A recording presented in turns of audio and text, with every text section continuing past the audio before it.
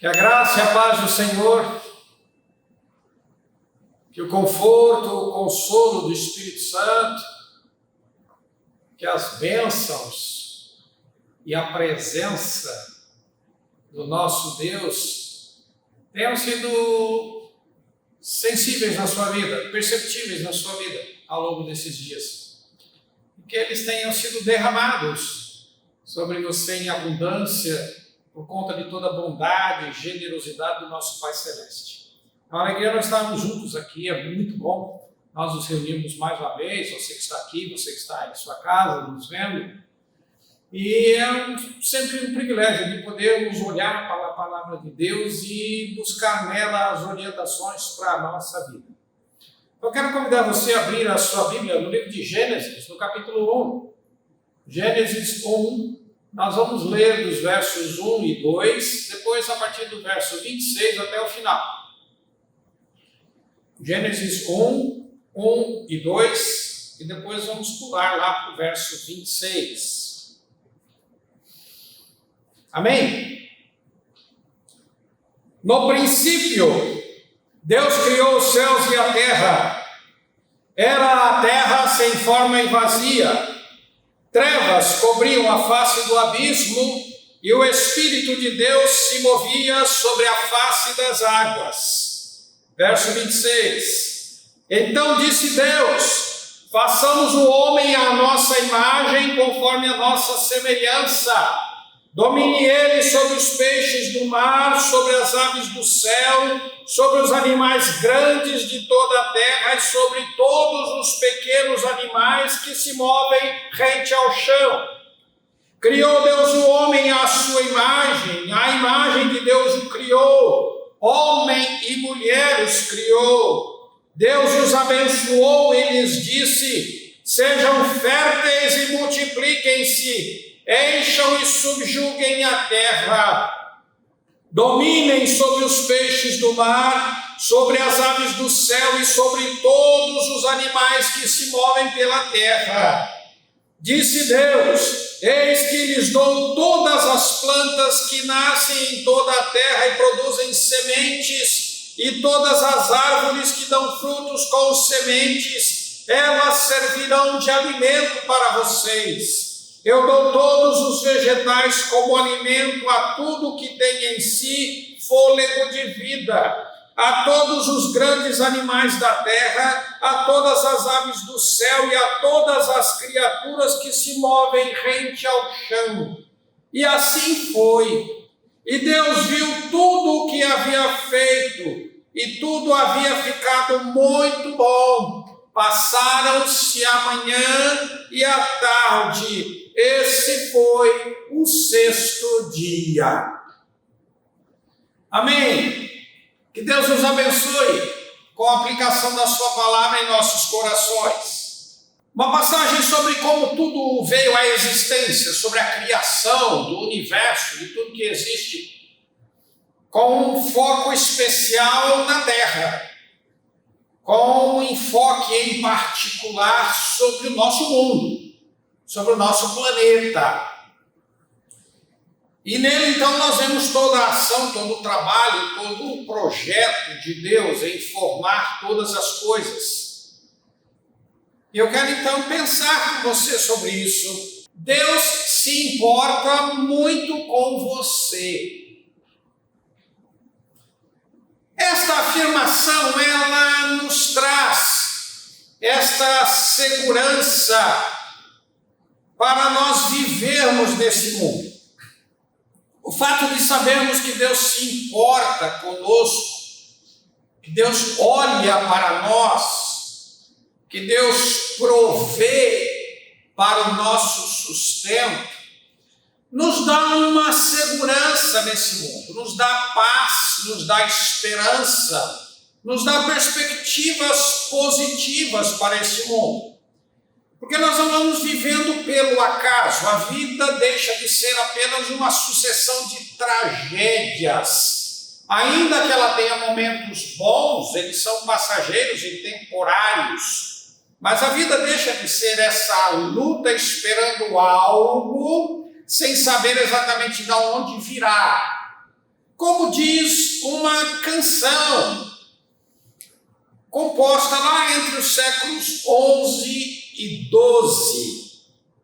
Diz assim: ó sorte, és como a lua mutável, sempre aumentas ou diminuis. A detestável vida ora oprime e ora cura para brincar com a mente. Miséria, poder, ela os funde como gelo. Sorte imensa e vazia, tu, roda volúvel és má. Vã é a felicidade sempre dissolúvel, nebulosa e velada, também a mim contagias. Agora por brincadeira o dorso nu entrego à tua perversidade. A sorte na saúde e virtude agora me é contrária. Dá e tira, mantendo sempre escravizado, nesta hora sem demora tange a corda vibrante. Porque a sorte abate o forte, chorai todos comigo. Esta canção faz parte de um livreto, com várias outras escritas na Baviera, como eu disse, nesse período dos séculos XI e XII, um livreto que recebeu o título de Carmina Burana. Carmina Burana, então, essa coletânea de canções. E esta música, então, fala disso, fala sobre a sorte, fala sobre esta aposta que se faz, como se nós fôssemos apenas um brinquedo. E o título dessa canção é isso: a fortuna, imperatriz do mundo.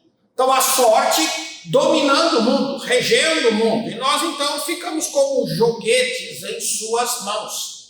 Mas quando nós cremos e entendemos que Deus se importa muito conosco, Deus se importa muito com você, então nós não passamos a viver mais pela sorte, pela fortuna. Nós passamos a viver com uma expectativa de que há alguém que olha por nós, há alguém que nos vê, há alguém que se interessa por nós. Porque Deus vê o caos que se instalou em nossas vidas e somente Ele pode restabelecer a ordem. Somente Deus, não é a sorte ou o azar, a concorrência de ambos.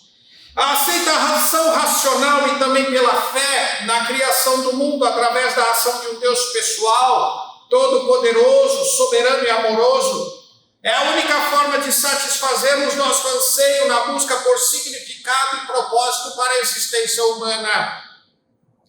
Aceitar simplesmente uma evolução aleatória que se desenvolve tendo como base, além do mais forte ou mais bem adaptado, pode proporcionar alguma explicação com relação ao passado, porém nos lança numa grande angústia com relação ao futuro.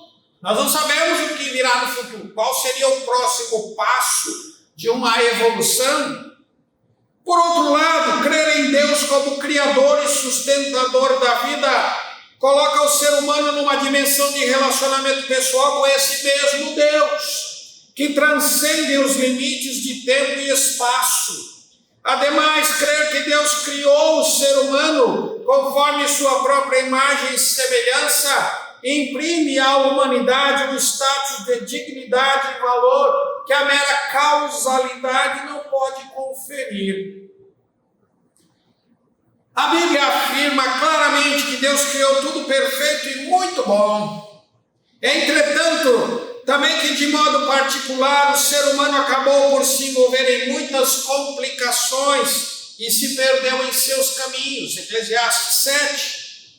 Esse afastamento de Deus resultou na perda de sentido e valor para a vida, que podem ser expressas em 3 perguntas. Então, esse afastamento de Deus, esse isolamento de Deus, esse distanciamento de Deus, essa opção por viver a vida por sua própria conta, apostando na sorte, apostando no azar, esperando o alinhamento de forças naturais que vão promover o próximo salto da evolução e quem sabe assim então ser agraciado com esse salto por ser o mais forte ou o mais bem adaptado. Então há 3 perguntas que haverá dificuldades para respondê-las. A primeira é: quem sou eu? Que define a identidade. Por que estou aqui? Que expressa a sua importância e valor. E a terceira: para quem deixarei tudo o que estou produzindo? Que declara sua segurança relativamente ao futuro. O ser humano tem buscado reconquistar o sentido e o valor da vida através de todas as realizações e conquistas ao longo de sua existência. Contudo, não podemos negar o fato de que nós não temos nos saído muito bem nessa tentativa. Por esta razão, Deus clama ao ser humano para voltar. Ele propõe a reconciliação. De fato, ele a realiza através de Jesus Cristo, chamando-nos para retornar ao caminho seguro, em vez de continuarmos perdidos e confusos em nossas tentativas frustradas de reconstrução de nosso mundo.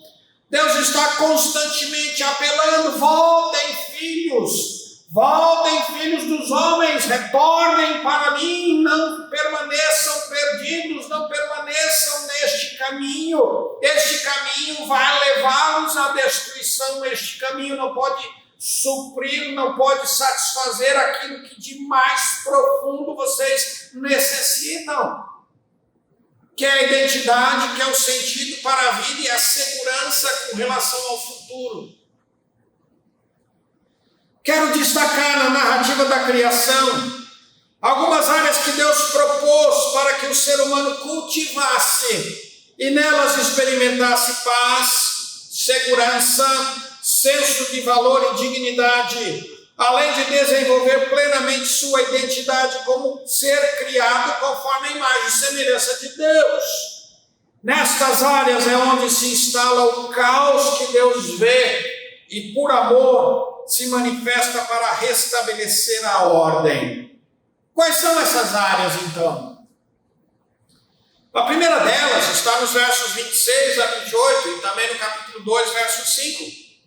Deus vê o caos no cumprimento do nosso papel diante da criação.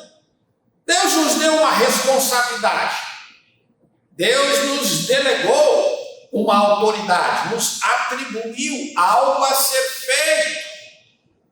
E Deus vê que nós nos perdemos na realização disso. Deus disse: dominem eles sobre tudo. Essa simples tarefa se tornou demasiadamente grande para nós, demasiadamente complicada. Ela se tornou enormemente pesada.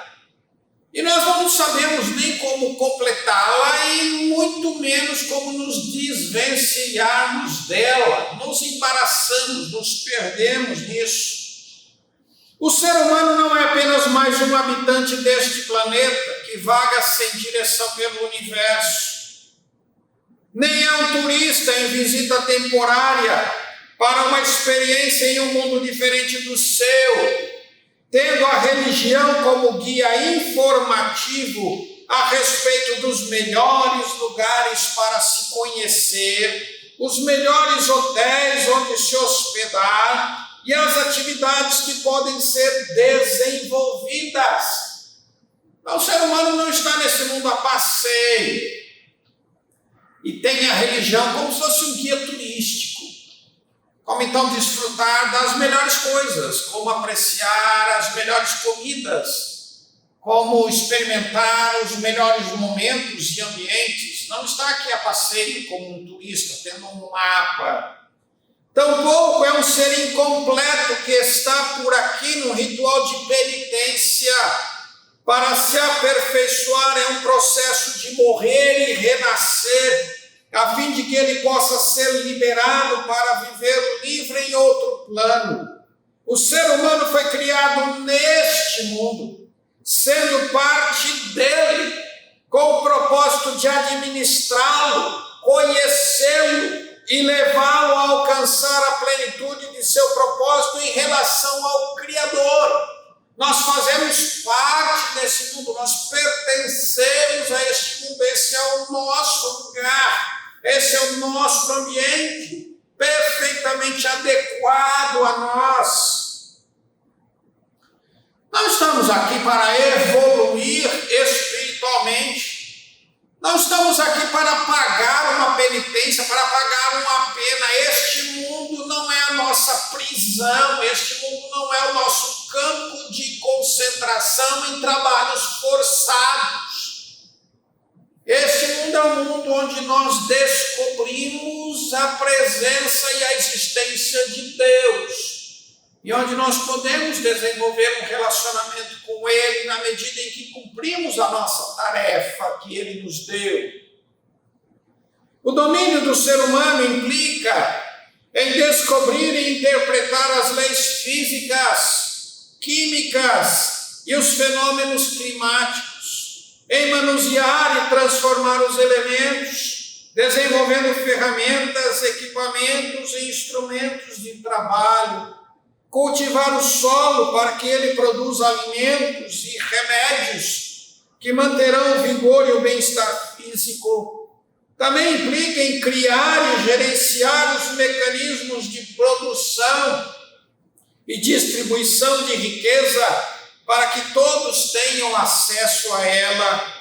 Desenvolver mecanismos que facilitem a comunicação e o relacionamento entre os semelhantes na medida em que eles se espalham pela dimensão geográfica do planeta. Então veja que atribuição maravilhosa tem o ser humano. Lidar com tudo que aqui existe, interagir, usar, transformar, modelar, criar, inventar, modificar, adaptar, a fim de que todos tenham então esse bem-estar. Todavia, o que vemos em nosso mundo?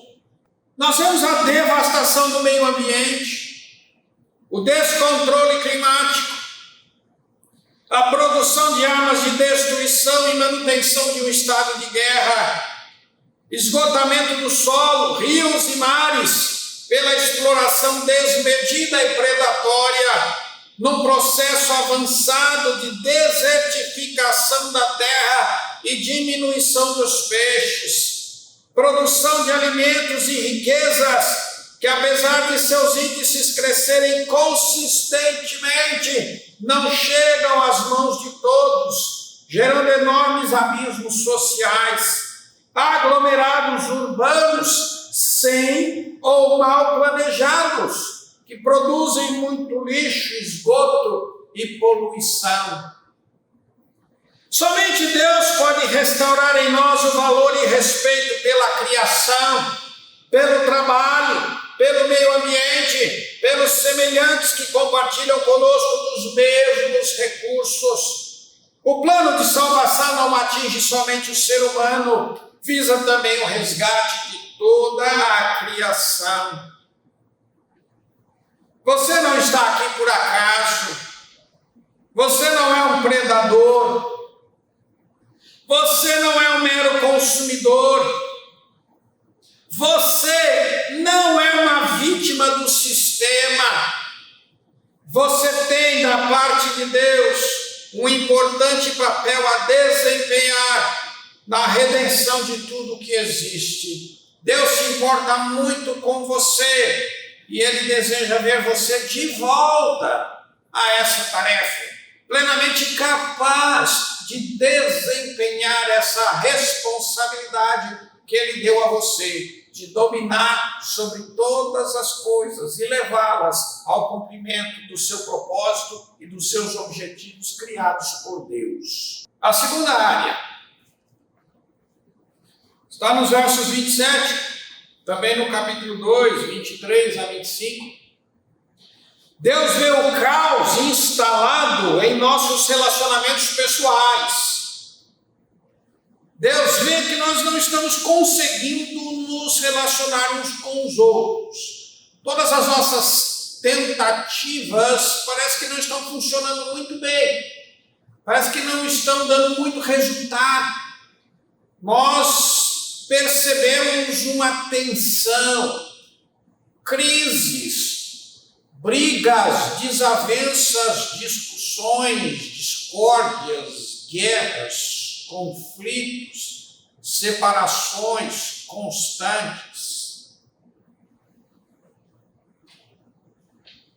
Adão, que até aquele momento era o único ser humano que habitava a terra, recebe de presente, para compartilhar no mesmo espaço, o outro. Alguém diferente, mas semelhante a ele, uma mulher. Uma das características de sermos imagem e semelhança de Deus é nossa capacidade para relacionamentos.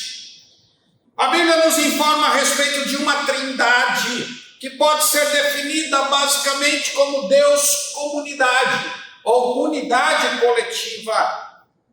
Antes de tudo ser criado, Deus vivia em relacionamento pessoal harmônico na dinâmica da comunidade divina, dessa trindade.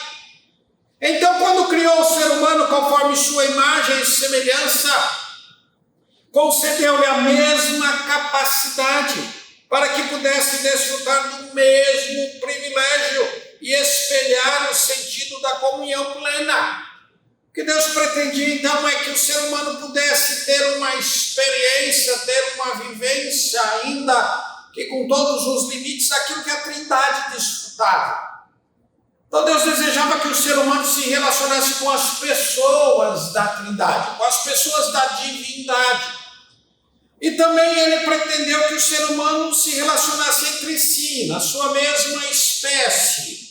E ele pudesse então criar isso, ele pudesse então desenvolver toda essa atmosfera.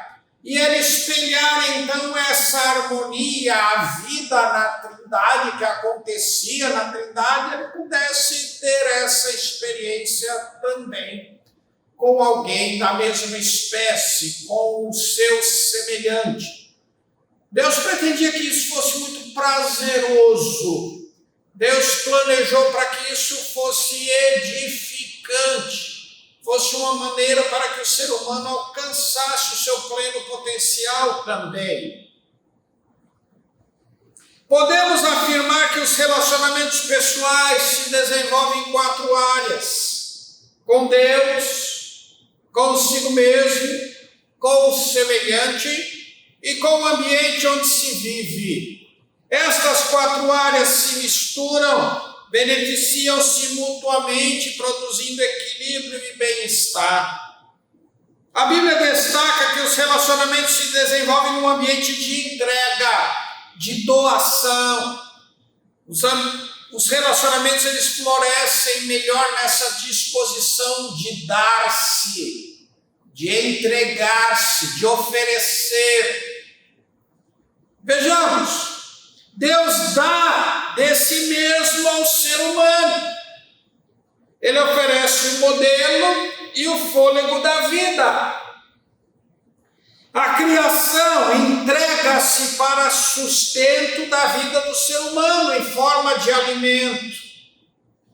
O homem entrega uma parte do seu corpo para que a mulher venha à luz.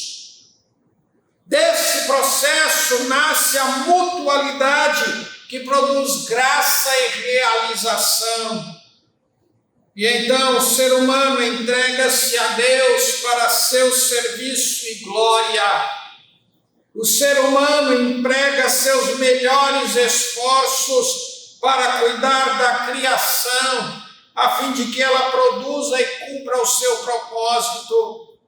O homem reconhece e acolhe o semelhante como parte do seu mundo e parte de si mesmo, admitindo que tudo o que fizer ao outro estará fazendo a si mesmo. A mulher nasce do homem e agora todos nascem da mulher. O significado da humanidade reside na união de macho e fêmea em harmonia. Entretanto, o que vemos em nosso mundo? A loucura da idolatria que tem levado o homem a adorar outro ser menor do que Deus, em forma humana ou de animais, construído de madeira, pedra ou de outros materiais. Relacionamentos pessoais caracterizados pela superficialidade e utilitarismo, causando feridas profundas, histórias amargas e solidão. Homem e mulher competindo por um lugar de destaque no mundo. Divórcio, filhos desobedientes aos pais, pais que agridem, exploram e abusam dos filhos, crianças abandonadas, a escravidão, a discriminação e preconceito em todas as formas, a violência e a criminalidade, o aborto voluntário. Somente Deus pode restaurar em nós a capacidade e o valor dos relacionamentos pessoais, relacionamentos que sejam saudáveis, profundos, íntegros e redentores, porque nós precisamos nos relacionar. Isso é fundamental para nós. Precisamos nos comunicar, precisamos conversar, precisamos nos doar, a fim de que também possamos receber. Nós temos necessidade disso, porque é nessa dinâmica de relacionamentos, de mutualidade, onde nós vamos florescendo melhor como seres criados conforme a imagem e semelhança de Deus. Deus quer nos conduzir através do caminho do perdão, da aceitação, da entrega e da renúncia pessoal, para encontrarmos nele toda a satisfação que buscamos nas outras pessoas e assim transbordar esse amor para os demais. Aquilo que nós esperamos encontrar nos outros, que nós tentamos tirar dos outros, Deus nos concede abundantemente, plenamente. E assim, então, em vez de tirar, nós passamos a dar, a entregar, a compartilhar. Ele deseja acabar com essa procissão de feridos que se ferem, mortos que se matam, cegos conduzindo outros cegos, famintos tentando alimentar outros famintos, sujos que criticam o mal lavado e pelados que fazem graça com o mal vestido. Deus vê esse caos instalado em nossa capacidade de nos relacionarmos e Ele quer corrigir isso. Deus semelhante não é um concorrente disputando as migalhas que sobram, é um companheiro na mesa do banquete que Deus oferece a todos. Você não precisa se deixar explorar pelos outros, nem se tornar explorador dos outros, porque a bondade de Deus atinge a todos de igual modo. Em Cristo você pode se tornar uma pessoa confiável, competente naquilo que faz, uma companhia agradável, um ser humano respeitável, que Deus se importa muito com você e Ele sabe que os relacionamentos são fundamentais para o nosso crescimento, para o nosso aperfeiçoamento. Ele quer restaurar em nós essa capacidade, essa habilidade de convivência e mutualidade. A terceira área está nos versos 28, está lá também no capítulo 3, verso 9. Deus vê o caos em nosso modo de encarar os acontecimentos da vida. Nós não conseguimos mais interpretar o que acontece na vida, não conseguimos mais oferecer respostas adequadas, respostas certas, respostas eficazes aos eventos da vida. Ou nós nos enxergamos como vítimas dele, ou então como causadores, e aí mergulhamos numa culpa infindável. Nós não sabemos mais entender o que se passa conosco. Então Deus vê esse caos, essa tragédia, porque nós somos criados para dominar. Nós somos criados para perceber as coisas e agir de maneira própria, de maneira apropriada, de maneira adequada, de uma maneira então que as coisas possam ir se harmonizando. Deus diz: enchei a terra. E ele também pergunta: onde estás? Essas expressões nos remetem à responsabilidade do ser humano para com aquilo que acontece ao seu redor. Encher a terra dá a dimensão de que tudo o que acontecer e tudo o que for realizado na criação trará alguma marca que sinalize não só a presença do Criador, mas de igual modo a atuação de sua imagem e semelhança, as marcas da raça humana. Então a expressão encher a terra, Deus está sinalizando, indicando, olha assim, não haverá um espaço na criação que ficará sem receber essa marca, essa presença do ser humano. Os efeitos da atuação do ser humano, os resultados das escolhas, das construções, das ações, do exercício dessa responsabilidade que o ser humano recebeu de dominar sobre tudo. Deus recorda ao ser humano que não deseja que as coisas aconteçam por acaso, acidentalmente, sem que as pessoas saibam. Deus estabeleceu que nossas ações precisam ser revestidas de intencionalidade, em vez de depender da sorte. Deus nos fez sábios, inteligentes, com vontade, para podermos termos essa intenção, para termos esse propósito, esse objetivo, essas metas.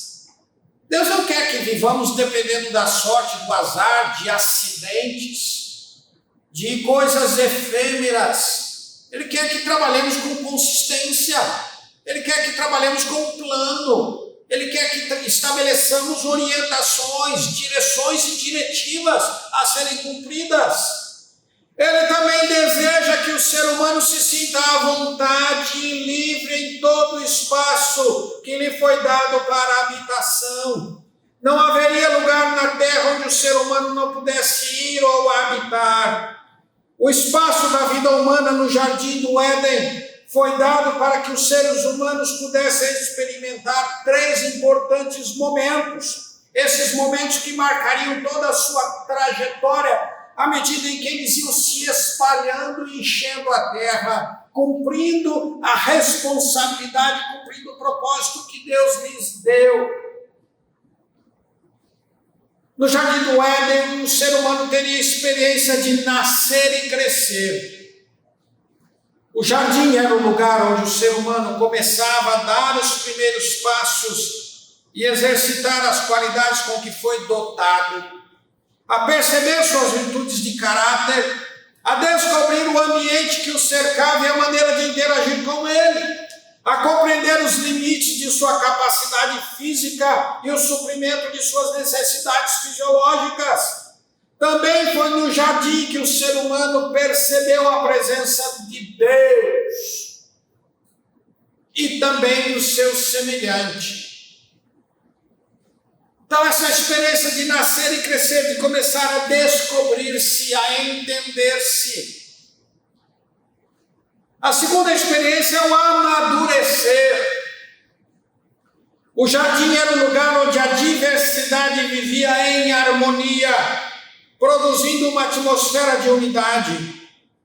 Comungar com o diferente, apreciar a beleza do conjunto formado pela variedade e diversidade, vencer barreiras e preconceitos, cultivar a humildade e o respeito no trato com os demais, buscando trabalhar para que todos tenham igual acesso aos recursos e nutrientes que são providos pelo grande jardim formado pela sociedade e pela natureza. Então ele amadurece, ele deixa de ser menino, deixa de ser criança, de querer tudo para si, de querer ser atendido, ser suprido. Ele amadurece, ele se torna então co-participante, co-responsável. Ele começa então a interagir, ele começa então a se ligar e se conectar com os outros, ainda que diferentes dele em algum aspecto. E a terceira experiência é o transcender.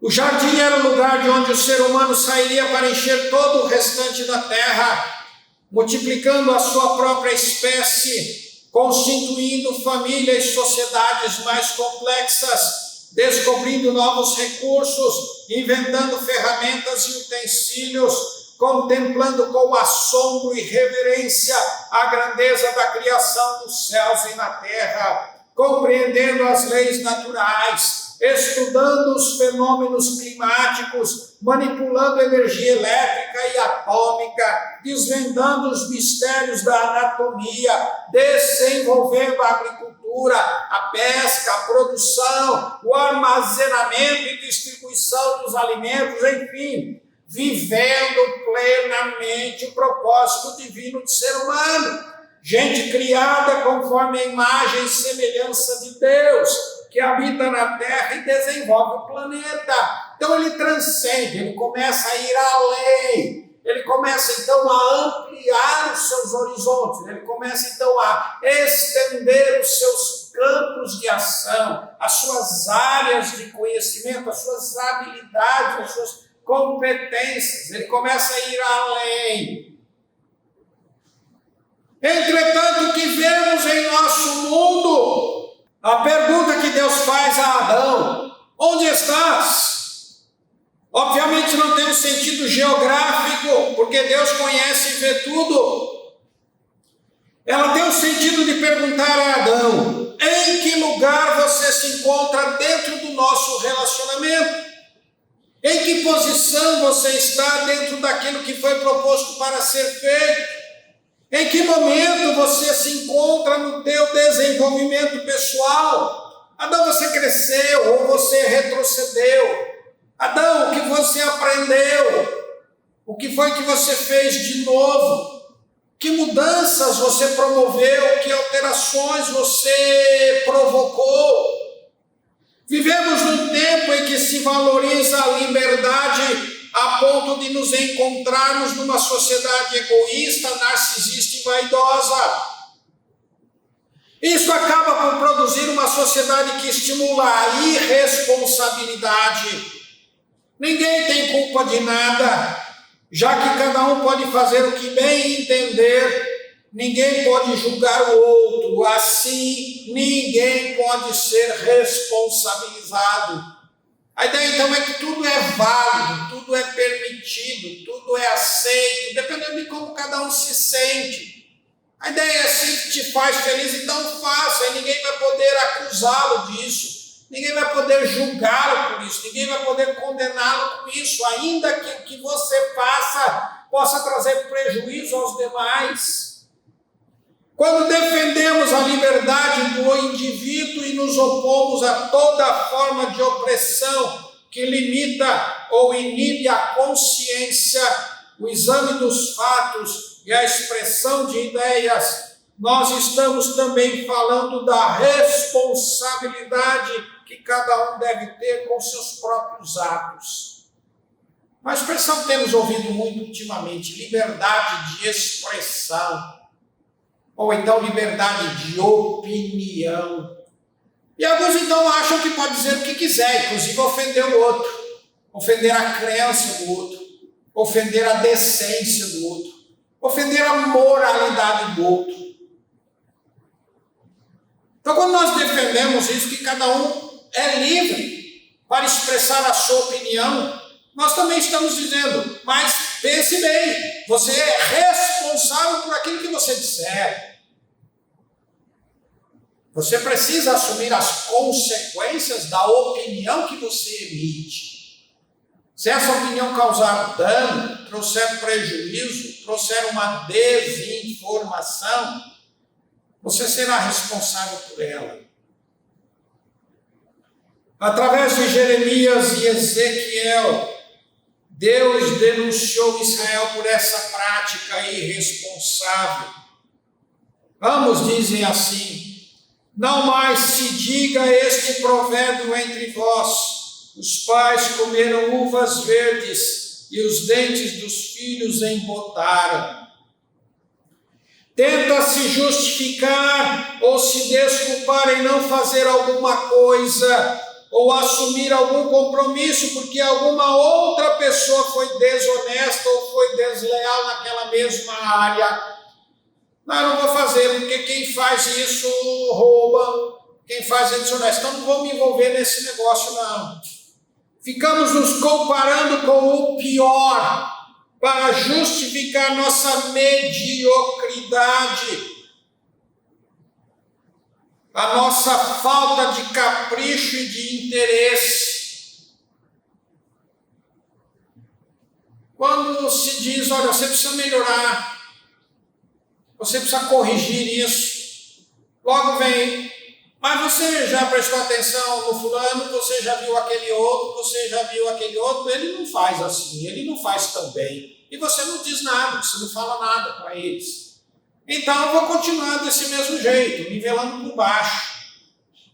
Ocultamos-nos atrás dos outros e justificamos nossos erros através dos deles, porque assim não precisamos nos esforçar para oferecer uma resposta melhor.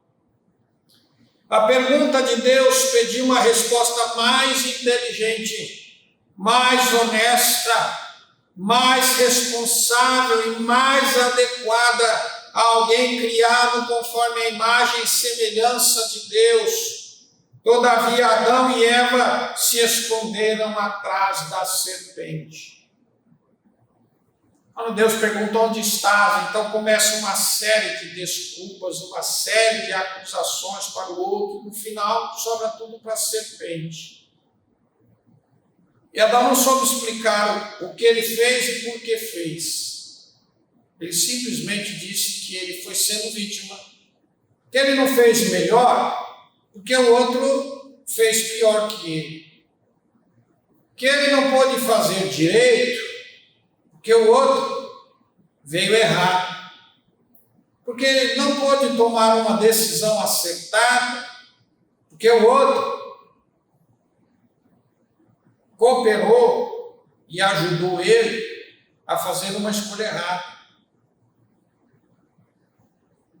Parte da dignidade do ser humano reside na responsabilidade pessoal. Não é saudável viver transferindo a culpa para os outros, agindo como vítima, reclamando e murmurando da sorte, achando que o acaso rege as circunstâncias. Você não pode ser o responsável pelo caos que se instalou no mundo, mas você pode mudar as coisas e fazer a diferença. Talvez vocês não sejam culpados pela situação difícil ou complicada em que a sua rua vive, mas você é responsável por mudá-la, por restaurá-la, por corrigi-la.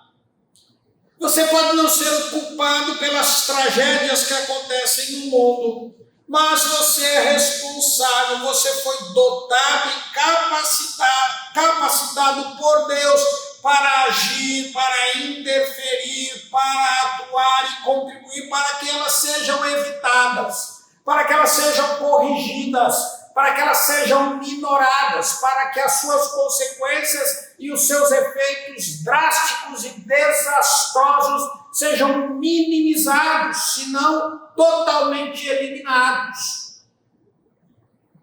Viver nesse vitimismo, é por isso que Deus se importa com você, porque não quer mais que você fique reclamando da vida do jeito que ela se apresenta. Ele quer usar você para mudar, para transformar.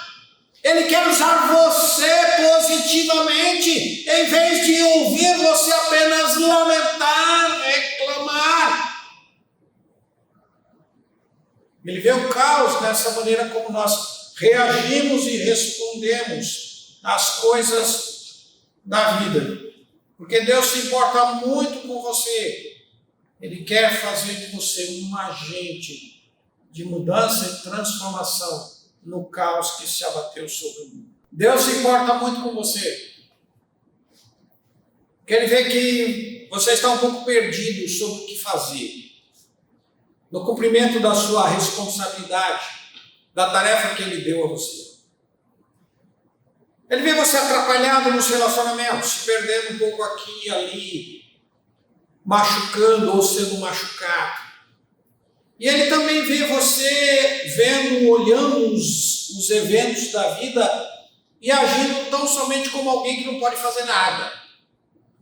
Alguém que está aqui para sofrer, aqui somente para apanhar. Mas Deus se importa muito com você. Ele quer modificar isso, Ele quer restaurar isso. Ele quer restabelecer em você aquela confiança, dignidade, o valor com que Ele criou você. Deus se importa com você porque Ele criou você conforme sua imagem e semelhança. Deus planejou um lugar e uma vida equilibrada e harmônica para você crescer, amadurecer e transcender. Porém, o caos se instalou, as tragédias viraram rotina, os acidentes se transformaram em fatos normais e nos tornamos confusos, perdidos e desesperados. Deus deseja intervir para colocar ordem no caos. Somente Ele pode fazer isso através de Jesus Cristo. Enquanto obedecemos aos seus mandamentos, vamos redescobrindo nosso papel diante da criação. Vamos restaurando nossa capacidade para relacionamentos pessoais, na família, na sociedade. E vamos recobrando nossa liberdade e transformando nosso modo de encarar os acontecimentos da vida.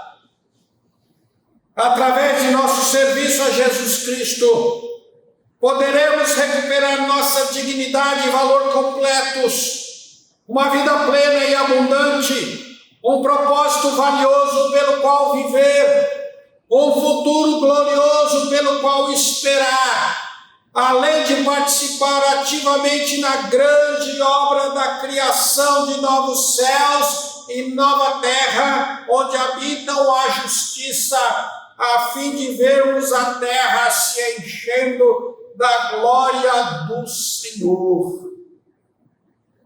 Deus se preocupa muito com você. E Ele não quer mais que você viva sendo arrastado, sendo conduzido como alguém que não é capaz de fazer alguma coisa. Deus quer restaurar você ao lugar que Ele deseja que você esteja. No plano e projeto onde Ele quer que você esteja envolvido.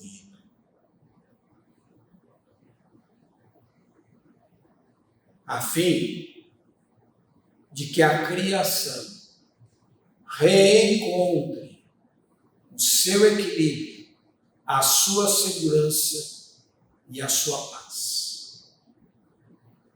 Deus se importa muito com você, porque Ele vê que todo esse caos instalado atrapalha você a estabelecer planos, ideias, sonhos até, que sejam grandiosos, que tenham sequência até a eternidade, e não apenas sonhos de mera sobrevivência e manutenção neste mundo enquanto ele não se acaba.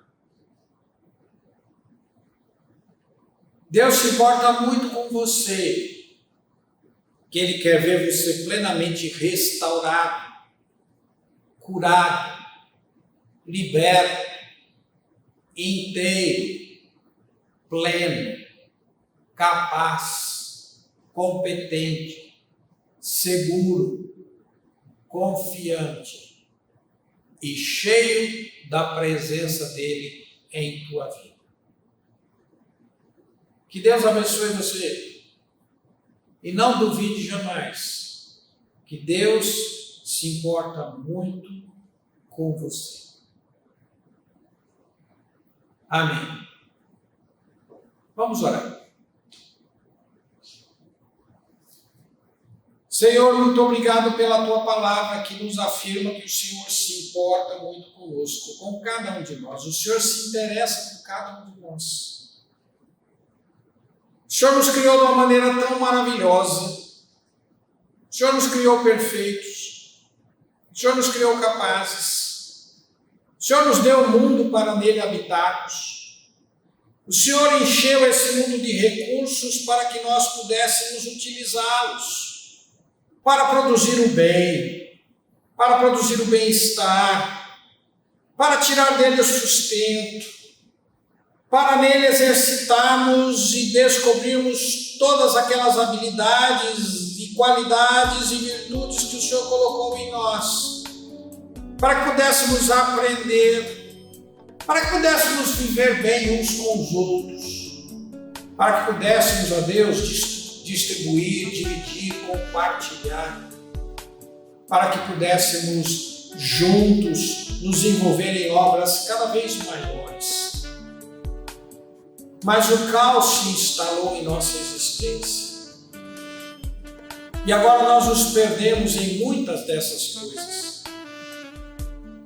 Nós nos desviamos em muitas delas e isso se tornou um fardo para nós, se tornou um peso, se tornou um embaraço para os nossos pés. Mas nós te louvamos porque em Jesus o Senhor vem nos libertar, o Senhor vem nos resgatar, o Senhor vem nos colocar de volta na vida. Porque em Jesus nós não precisamos ficar dependendo da sorte, porque não é a sorte que é a imperatriz do mundo. Jesus Cristo é quem o Senhor de todas as coisas. É o teu Filho Jesus Cristo quem domina sobre todas as coisas. É o teu Filho Jesus Cristo que é o soberano de toda a história. Graças te damos, ó Pai, porque quando confiamos em Jesus, quando caminhamos com Ele, seguimos os seus passos, nós vamos reencontrando a nossa vida, o nosso lugar de serviço, os nossos companheiros com quem nos relacionamos. E vamos vendo a nossa vida, o nosso caráter sendo transformados. Porque em Jesus nós deixamos de nos enxergar como vítimas pacientes nesse mundo e passamos a nos ver como agentes poderosos e cheios do Senhor, capacitados pelo Senhor, escolhidos e chamados pelo Senhor para desempenhar a importante tarefa de trazer todas as coisas de volta ao senhorio de Jesus. Muito obrigado a Deus, porque em Jesus não precisamos ficar só lamentando da vida, nós podemos descobrir como agir, como responder positivamente, como planejar e conduzir todas as coisas conforme a tua vontade. E a tua vontade é sempre boa, perfeita e agradável. Glórias ao teu nome, Senhor, pela tua palavra. Abençoe a cada um que está aqui. Abençoe a cada um, ó Deus, que está ouvindo essa palavra. O Senhor olhe para eles. E o Senhor haja na vida deles. O Senhor venha em socorro deles. O Senhor venha em auxílio deles, ó Pai. O Senhor promova deles essa experiência na caminhada contigo, de verem as transformações, de verem as mudanças que o Senhor estará promovendo nos seus corações, na sua mente, na sua alma, nas suas vidas de um modo geral. Porque o Senhor se importa muito com cada um deles. mais uma vez, recebe o nosso louvor, a nossa adoração e muito obrigado pela tua palavra que nos alimenta e sustenta. Graças te damos no nome de Jesus. Amém. A graça e a paz do Senhor. Tenha você uma boa noite de descanso para renovar as suas forças. Tenha você uma boa semana na presença do Senhor, vendo esse caos sendo removido, sendo afastado, sendo diminuído, e o caminho plano estabelecido por Deus se descortinando diante de você. E espero ver você no nosso próximo encontro. Deus abençoe você. Até lá.